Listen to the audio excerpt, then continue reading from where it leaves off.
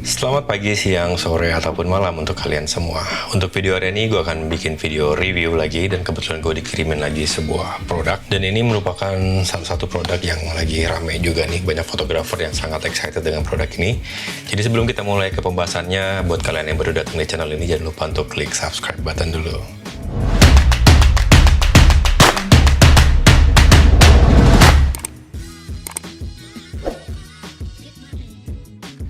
Oke, jadi ceritanya di beberapa minggu yang lalu, gue dapat kiriman barang. Nama barangnya itu adalah Atoll, dan ini produk dari Silence Corner. Dan dimana kalau kita lihat di websitenya Silence Corner itu, dia ngejual nggak cuma plate ini doang gitu ya. Dan for your info, ini adalah sebuah plate ya, plate yang kita gunakan untuk nempel di tripod. Cuman dia memiliki desain yang unik gitu, yang beda. Dan sebelum gue ngebahas ini, gue akan coba kasih tau dulu Silence Corner itu dia menjual beberapa produk seperti kamera plate, strap kamera, dan bahkan quick release buckle kayak model-model punyanya Peak Design ya, itu hampir mirip.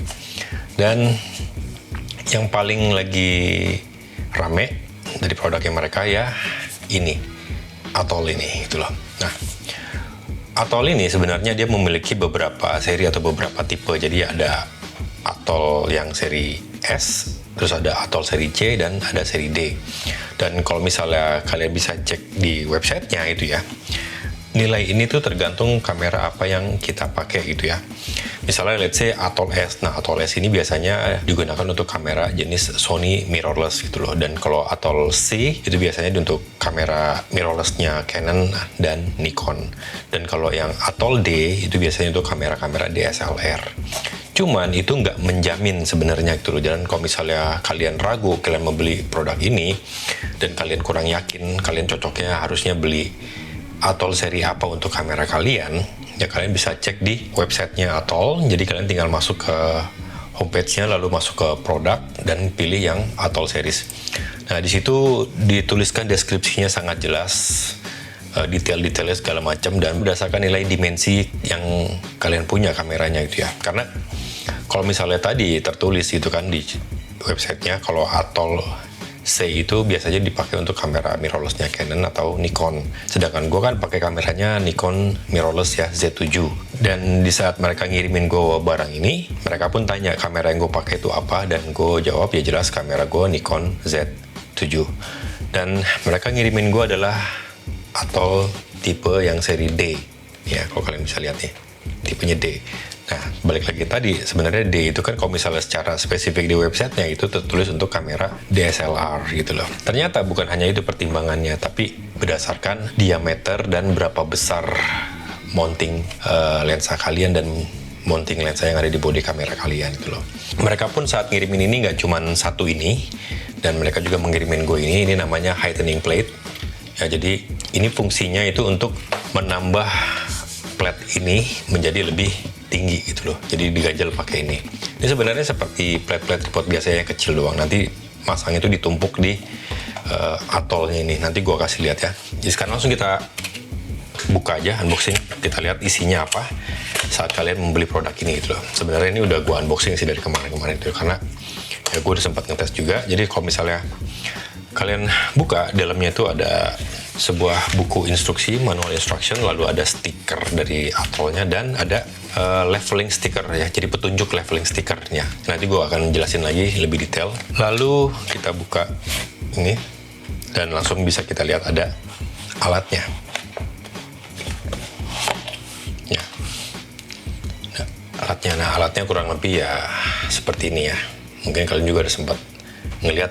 Kalau yang udah follow Instagram gue udah sempat ngeposting ini beberapa kali waktu unboxingnya di video reels, dan kemarin sempat ada sedikit review jujur gue singkat di Instastory gue. Cuman di sini gue akan lebih bahas lagi, lebih lengkap lagi semuanya ya, dari kelebihan dan kekurangannya. Oke, dan ini udah nggak ada apa-apa lagi, jadi kita masukin barangnya dan kita simpan dulu kardusnya. Nah, untuk yang berikutnya gue akan buka box heightening plate-nya apa aja yang ada di dalamnya. Keluarin dari sini ini berupa bungkusan plastik seperti ini ya. Nah, sebenarnya ini saat kalian beli Atoll. Jadi nggak semua seri Atoll ini include dengan ini ya, dengan heatening plate ini. Jadi mungkin juga dijualnya terpisah atau gimana, gue kurang ngerti. Cuma kalau ngeliat dari websitenya, ini suatu device atau tools yang terpisah dengan ininya gitu ya, kalau ngeliat di websitenya sih. Cuman waktu gue dikirimin, gue langsung dapat dua-duanya. Mungkin ini semua ada alasannya kenapa sih, nanti gue bakal jelasin lagi. Jadi apa yang kalian lihat di dalam ini sebenarnya dua tools gue jadi satu dalam satu plastik ini gitu loh. Jadi makanya di sini ada beberapa baut yang banyak, karena baut yang dari box utama juga gue masukin ke sini, dan box yang dari heatening plate juga tetap ada di sini. Intinya gitulah. Jadi dua box ini toolsnya gue jadiin satu di sini. Tapi gue akan kasih lihat semua. Oke, yang pertama kita akan buka. Nah, ini ada kunci L atau Allen key yang besar. Lalu ada kunci Allen key juga atau kunci L yang agak lebih kecil ukurannya. Lalu di sini ada plate-nya. Nah, ini disebut dengan heatening plate gitu ya. Jadi buat mengganjal si plate utamanya atau si Atoll-nya ini gitu loh. Ini nanti dia akan ditaruh di atasnya seperti ini, ditumpuk kurang lebih ya. Nah, cuma nanti gua akan keluarin dulu ya Pak ya, jangan di dalam sini, nanti pasti ada video ya cara pemasangannya juga. Nah, terus ini ada yang kalian lihat di garis-garis hitam ini adalah stiker leveling atau leveling stiker. Dan di sini ada dua set. Sebenarnya kalau kalian beli cuma dapat satu set, karena kan tadi gue bilang ya ada dua box gue jadiin satu. Dan ada beberapa baut, dan di sini kalau kalian lihat ada baut yang panjang dan baut yang pendek. Oke. Nah, baut yang panjang ini digunakan untuk kita menggunakan heatening plate. Lalu di sini ada petunjuk untuk menggunakan leveling sticker, dan di sini ada lagi baut ekstra yang ukurannya lebih kecil, ada 2 piece ya. Kurang lebih ini yang ada di dalam box heatening plate-nya. Nah, sebelum gue kasih lihat cara masangnya, gue akan kasih lihat dulu kalau di bagian ini mana aja yang tempat untuk kamera dan mana aja untuk kita tempel ke tripod ya. Jadi untuk yang di area yang di belakang yang ada karet-karetnya ini kita tempel ke kamera. Nah, yang di depan ini yang nempel ke tripod. Ingat ya, yang ini karet kamera, yang depan ini ke tripod.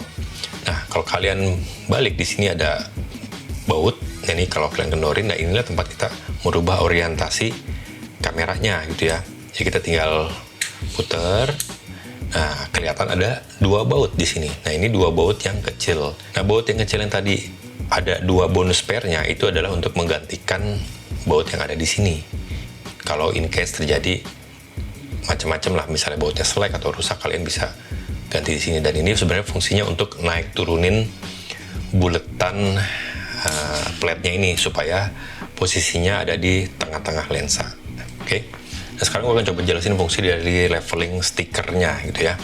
Jadi kalau misalnya kalian lihat di bungkus tadi kan ada petunjuknya juga ya, ada how to use leveling stikernya, dan di sini ada beberapa ya. Kalau misalnya kalian pasang, lihat gambar, misalnya kamera kalian nggak lurus saat masang ini, misalnya nunduk ke bawah atau jadi ngedongak ke atas, yang kalian lihat itu ada warna biru dan hijau. Itu adalah tempat dimana kita harus meletakkan salah satu leveling stikernya gitu loh. Misalnya kita kameranya terlalu ngedongak jadinya, berarti kita nempelin leveling stikernya di belakang plate. Tapi kalau misalnya nunduk jadinya, berarti kita harus nempelin leveling stikernya tuh di bagian depan plate. Gue saat nyoba pertama kali pasang ini pun sama, posisi si kamera jadi nggak lurus, jadi agak miring, dan kurang lebih seperti di gambar ini gitu loh. Nah, kalau kalian perhati itu ya, kameranya agak nunduk atau agak nungging ke bawah gitu ya. Jadi kita tinggal buka stikernya salah satu aja, nggak perlu semuanya. Lalu gue coba tempelin di area bagian atau paling depan dari si plate-nya ini gitu loh. Jadi dia akan ngeganjel. Tadinya nunduk, setelah dikasih plate stiker dia akan ngeganjel kan, jadi agak lebih lurus gitu loh. Kurang lebih prinsip kerjanya kayak gitu. Nah, sekarang setelah dipasang, kalian bisa lihat sendiri ini orientasi atau posisi jadi benar-benar lurus gitu ya. Dan by the way, produk ini bermaterialnya adalah aluminium alloy dan campuran dengan stainless steel gitu ya. Jadi yang pinggiran ini alloy ya, dan stainless steelnya mungkin di baut-bautnya ini, di locking-lockingnya ini, dan di baut yang bawah ini ya. Dan overall sih ini nggak terlalu berat, cukup ringan. Gua akan melanjut gimana cara masang alat ini ke kamera ya. Jadi yang pertama kita keluarin dulu barang-barang yang ada di dalam plastik. Gue ambil platnya dulu, lalu gue akan ngambil kunci L-nya, dua-duanya gue keluarin, dan ini langsung gue pasang kira-kira di kamera seperti ini. Dan kalau misalnya kalian lihat, di sini gue coba tes tanpa menggunakan heatening plate atau plate tambahan ya. Dan jadinya itu posisi si diameter lensa itu nggak benar-benar di tengah gitu loh. Jadi terlalu ke bawah. Jadi ada kemungkinan kalau misalnya gue pasangin lensa nantinya bakal mentok. Dan mau nggak mau berarti memang untuk jenis kamera yang gue pakai ini harus menggunakan heatening plate atau plate tambahan ya, buat mengganjal supaya lebih tinggi. Dan seperti kalian lihat tadi ya, gue udah nempelin stiker levelingnya juga di depan sini. Dan kita sekarang harus ngambil baut. Dan ingat, karena ini kita menggunakan menggunakan heatening plate, berarti kita harus memilih salah satu di antara dua baut ini. Jelas kita harus milih baut yang panjang gitu ya. Jadi yang pendek ini kalau kita nggak pakai heatening plate.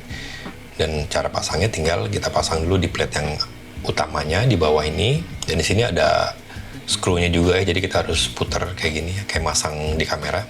Dan di plate tambahannya, di heatening plate-nya juga sama, ada skrunya juga. Kita tinggal lanjutin sampai dia tembus ibaratnya ya, sampai dia keluar ke atas. Nah, kayak gini. Setelah keluar ke atas, kita tinggal coba tempelin ke kameranya kayak gini. Nah, kalau udah, coba kencengin dikit, tapi jangan kencengin dulu. Pastikan posisi diameter buletannya itu jangan terlalu jauh dari bodi kamera kayak gini. Ya, ini terlalu jauh, bisa goyangnya makin berasa. Nah, ini sebisa mungkin sedekat mungkin ke bodi kamera kita gitu ya. Nah, kalau misalnya udah mentok, ya udah kita tinggal kencengin aja seperti ini. Yep. Sekarang kita lihat dari depan, kita pastikan make sure ini diameternya bener-bener pas di tengah-tengah buletan mounting lensa gitu ya. Jadi saat dipasangin lensa dia nggak mentok ke lensanya. Dan kalau perhatiin, ini agak sedikit terlalu turun. Dan kalau kita buka di sini kan, kalian ingat tadi ada dua baut kecil, ini kita tinggal kendorin dua-duanya ya, kita kendorin dan tinggal dinaik turunin aja tuh posisinya. Kalau misalnya terlalu turun tinggal dinaikin, kalau terlalu naik tinggal diturunin, dan disesuaikan aja lah dengan posisi mounting lensa kalian. Dan kalau misalnya sudah pas, udah lanjut, tinggal kita kencengin di kedua baut ini kayak gini ya. Kurang lebih ya seperti inilah. Dan sekarang gue akan coba pasangin lensa gue. Hari ini gue coba pasang lensa 14-24 karena ini lensa paling sering gue pakai. Dan harus dibuka dulu ya, ini tutup buat tutup bodi kameranya. Dan ini lumayan ribet ya kalau misalnya ada alat ini ngebuka tutup bodi. Kita pasang dan ya begini jadinya. Oke, dan sekarang coba gue pasangin ke tripod. Coba gue pakai tripod kecil ya, supaya buat preview aja setidaknya. Dan ya, inilah. Jadi fungsi dari alat ini adalah untuk mempercepat kita untuk merubah orientasi kamera kita dari landscape berubah menjadi portrait gitu loh. Nah, biasanya kalau kita misalnya menggunakan L bracket, kita kan harus ngelepas plate tripodnya dulu, lalu kita putar kameranya gitu kan. Dan kalau misalnya kita menggunakan alat ini, kita nggak perlu ngelepas plate tripod, kita tinggal ngendorin baut yang ada di samping alat tadi, dan kita tinggal putar orientasinya. Inilah yang membuat alat ini sangat ramai banget di Instagram, terutama ya, banyak fotografer ini mengulas fitur ini gitu loh, karena ini sesuatu fitur yang sangat-sangat membantu. Dan kalau misalnya kalian punya lensa tele misalnya kayak 70-200 yang f2,8, itu biasanya dia ada tripod collarnya. Nah, prinsip kerjanya tuh sama persis seperti tripod collar itu gitu loh. Jadi kita ngerubah orientasi itu cukup muterin segelondongan kameranya tanpa harus ngelepas dari tripod, sebenarnya kayak gitu. Mekanisme dia bekerja sebenarnya ya seperti kalian bisa lihat sekarang ya. Di sini yang muter itu adalah buletan yang ada di depan ini gitu loh. Jadi dia tuh ada kayak ring, mungkin ya, gue nggak tahu gimana caranya. Yang pasti yang diputar atau yang berputar itu adalah di bagian depan yang ini gitu loh, yang di bawahnya tuh nempel ke plate tripod. Dan menariknya lagi, alat ini tuh bisa merubah orientasi kamera itu ya kemana aja, nggak terbatas gitu loh. Mau kalian landscape, potret, bahkan ditebalikin pun kameranya bisa. Dan itu nggak harus selalu straight lurus atau vertikal, bisa pun serong, sangat bisa juga gitu. Jadi terserah kalian mau diarahin seperti apa orientasinya gitu loh. Dan itu merupakan keunggulan dari alat ini ya. Cuman, ada cumannya, karena semua alat biasanya tuh nggak semuanya sempurna, pasti ada kekurangannya juga. Gue akan ngebahas kekurangannya sekarang, dan ini pun berdasarkan perspektif gue ya, jadi nggak semua orang akan selalu sama. Yang pertama, kekurangannya menurut gue ini kalau misalnya saat kalian pakai alat ini saat nggak dipasangin lensa, atau normalnya kalian hunting biasanya kan lepas lensa masuk ke dalam tas. Nah, kalau ini nempel di kamera, ini makan space-nya lumayan gede, jadi agak mengganjal ke depan dan ke bawahnya akan bertambah gitu kan. Pasti akan sangat PR kalau misalnya kalian masang ini di lokasi gitu loh, kecuali kalian punya atau spare waktu agak lebih panjangnya, agak lebih lama, kalian bisa masang ini dulu baru pasangin lensa. Cuman umumnya biasanya kayak model-model L bracket itu kan ibaratnya kita nggak perlu ngelepas, karena alat ini kan mengklaimnya ini alat yang bisa menggantikan L bracket. Tapi kalau misalnya kita bicara seperti itu secara fungsi ya, kalau misalnya kita harus lepas dulu baru dipasang di lokasi, itu jadinya kurang efisien. Sedangkan L bracket itu nggak perlu dilepas-lepas, dia cukup standby aja di kamera itu tanpa mengganggu apapun ibaratnya. Nah, itu yang pertama. Terus yang kedua, saat ini terpasang di kamera tanpa lensa, saat kita nyimpen di tas atau hanya intinya saat sebelum dipakai tanpa lensa, untuk gue pribadi gue kurang suka ngelihatnya gitu loh. Jadi agak-agak aneh lah, coba aja kalian perhatiin ya. Jadi agak aneh gitu loh, dan agak gede, dan udah pasti ini jari di sini akan sedikit terganggu kalau kalian handling. Itu udah sangat jelas, itu sangat pasti akan terganggu gitu loh. Dan yang ketiga, kekurangannya itu kalau kalian punya lensa tele kayak 70-200 yang kayak gue punya ini ya, kalau kalian pasangin seperti ini numpuk, karena lensa tele ini dia udah memiliki tripod collar di bawahnya gitu ya. Dan kalau kalian pasang ini, kalian paksa pun ini nggak akan bisa kepasang karena collar tripodnya itu akan mentok dengan si alat ini, si atol ini. Jadi kalau kita tetap mau pakai alat ini dengan menggunakan lensa tele juga, jadi ini harus diputer ke atas kayak gini ya, lalu dipasangin lensa telenya. Jadi kita punya atas bawah nih flat gitu loh. Tapi itu pun kayaknya kurang efisien karena jatuhnya ya alat ini nggak berguna kalau kita menggunakan lensa yang udah memiliki tripod collar kayak gitu loh.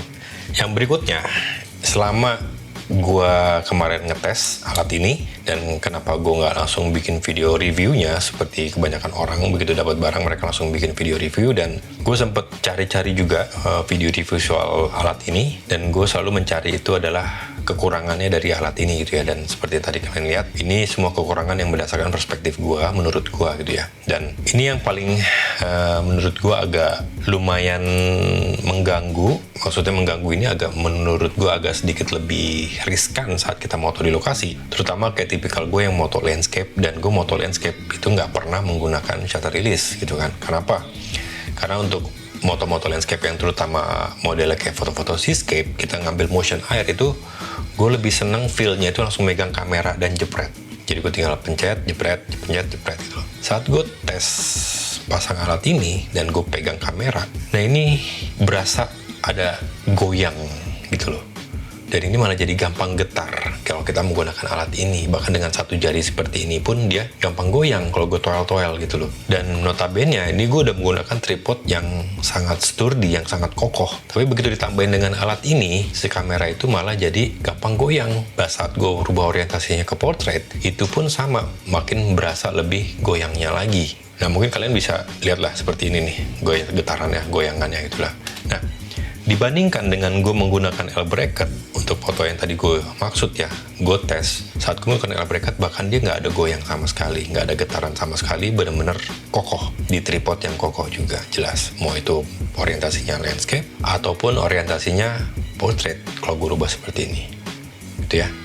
Dan ini lebih kokoh si L bracket dibandingkan alat ini gitu loh. Tapi ya ini menurut perspektif gue ya, menurut pendapat gue gitu. Tapi yang gue rasakan ya seperti itu gitu loh. Dimana gue belum pernah ngelihat ada orang lain yang ngebahas detail soal micro vibration yang dihasilkan sama alat ini, terutama saat kita moto.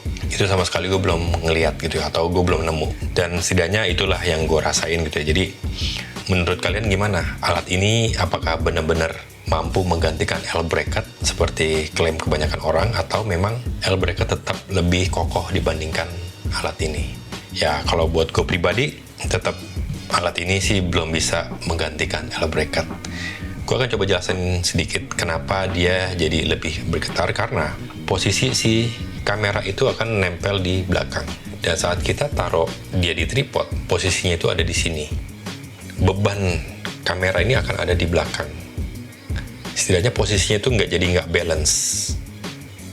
Dan di sini ada namanya ibaratnya kayak penyanggah jatuhnya ya.